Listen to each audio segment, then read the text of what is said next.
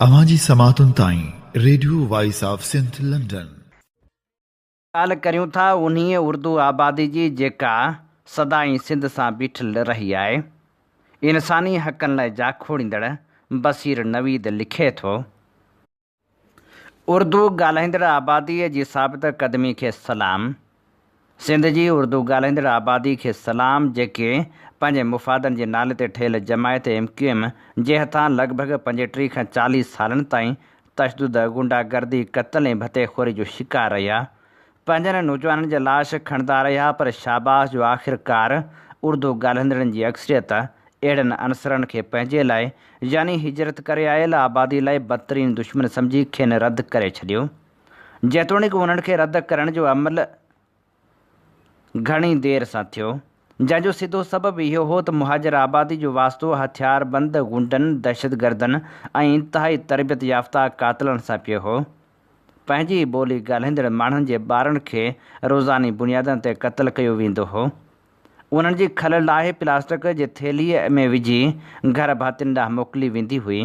संदन मथे में गोलियूं हणी दिमाग़ जा हिसाब मोकिलिया वेंदा हुआ। जिन माण्हुनि जे हक़नि जे नाले ते MQM ठही हुई, उन्हनि खे ड्रिल मशीनुनि सां तशदुद जो निशानो बणाए वियो। अॼु जेकॾहिं रियासत जबरी गुमशुदगियूं ऐं गैर इंसानी तशदुद करे थी, त उहो बि अहिड़ियुनि हथियारबंद तनज़ीमनि मां सिखियल तरीक़नि जो नतीजो आहे। हिकु पासे उहे वहशतनाक कार्रवायूं जारी रहियूं, त ॿिए पासे ख़ासि करे कराची जे उर्दू ॻाल्हाईंदड़नि खे ख़ूबसूरत ऐं दिलकश ख़्वाब ॾेखारिया विया। खेनि चयो वियो त कराची खे धार सूबो बणायो वेंदो। उन वक़्तु army chief general Aslam Beg बि कराची अची माण्हुनि खे चवंदो हो त तहरीक खे ज़ोर ॾियो, कराची जल्द अलॻि सूबो बणिजी वेंदो।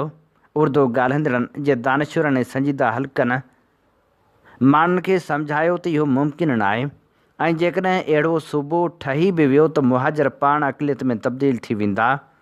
उन खां पोइ उहो ख़्वाबु ॾेखारे वियो त 1996 में हांगकांग चीन हवाले थियण खां पोइ कराची खे फ्री पोर्ट बणायो वेंदो। ऐं उहो ई सबबु आहे जो अल्ताफ़ हुसैन लंडन में मौजूदु आहे ऐं मग़रबी ताक़तनि सां ॻाल्हियूं करे रहियो आहे। बाद में कराची खे वफ़ाक़ हवाले करण जो लालीपाप ॾिनो वेंदो रहियो, जेको अॼु ताईं जारी आहे। उन दौरान पुरतशदुद नौजवान कारकुननि जी चूंड ऐं तयारी बि जारी रही।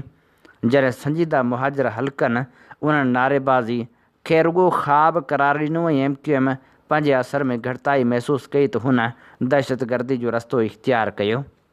पंहिंजे कारकुननि खे मुल्क अंदरि ऐं ॿाहिरि हथियार हलाइण, क़त्ल आम करण ऐं आबादी में ख़ौफ़ पखेड़ण जी तरबियत ॾिनी वई। कराची ऐं हैदराबाद में क़त्ल ऐं दहशतगर्दी जो बाज़ार गरम थियो।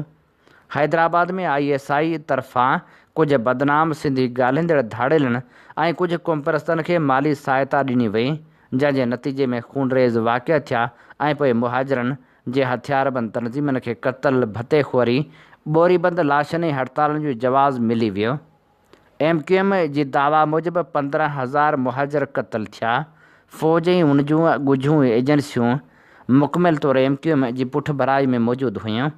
तंहिं हूंदे बि उर्दू ॻाल्हाईंदड़ दानिशवरनि, उस्तादनि, डॉक्टरनि, इंजीनियरनि, सहाफ़ियुनि, औरतुनि जे तनज़ीमनि ऐं ॿियनि प्रोफेशनल हल्कनि हालतुनि खे संभालण जी कोशिशि कई। केतिरा ई संजीदा माण्हू बि उन जदोजहद में मारिया विया, पर उन्हनि MQM जे वधंदड़ अफ़रीद खे रोकण जी कोशिशि जारी रखी, अहम कामयाबियूं बि हासिलु कयूं। जॾहिं MQM ऐं उन जी क़यादत ॾिठो त बाज़ी संदनि हथनि मां निकिरी रही आहे, त उन्हनि वधीक पुरतशदुद कार्रवाइनि खे हथी ॾिनी। साॻिए वक़्तु रियासत जे रवैये सबबि बि केतिरा ई सवाल पैदा थिया।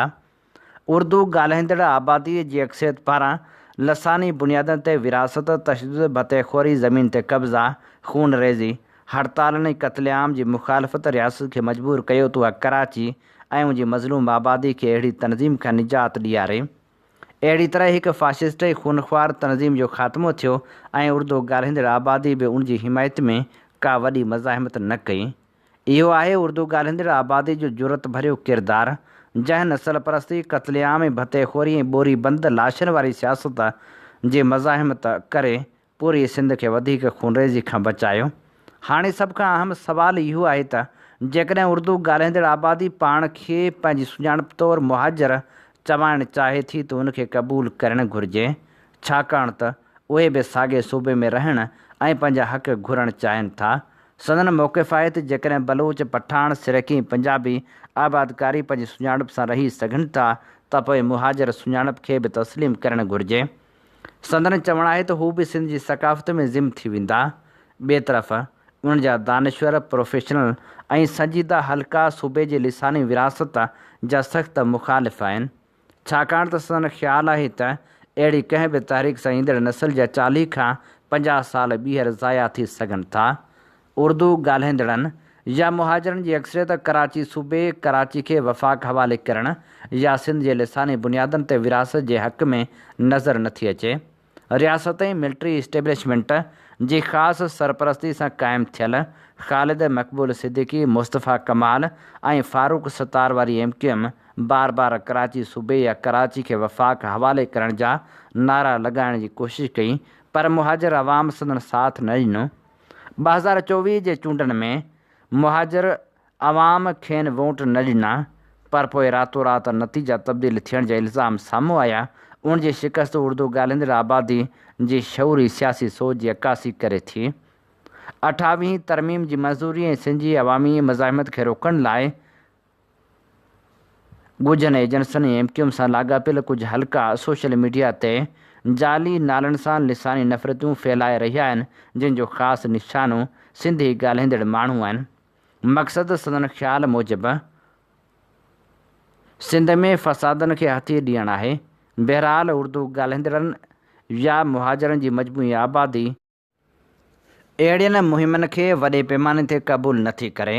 हिन वक़्तु सिंध में रहंदड़ सभिनी आबादियुनि खे घुरिजे त हूअ नस्ली ऐं लसानी फ़सादनि जे कोशिशनि जो साबित क़दमी सां मुक़ाबिलो कनि। हीअ असीं जी ख़िदमत में पेश करे रहिया हुआसीं बसीर नवीद जो तजियो।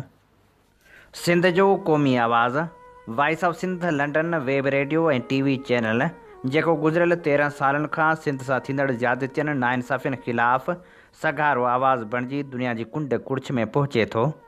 सिंध तोड़े दुनिया जे मुल्कनि में सिंधियुनि सां थींदड़ ज़ुल्म ऐं जबर ख़िलाफ़ उथंदड़ आवाज़ खे बेबाकी सां नशर करे थो।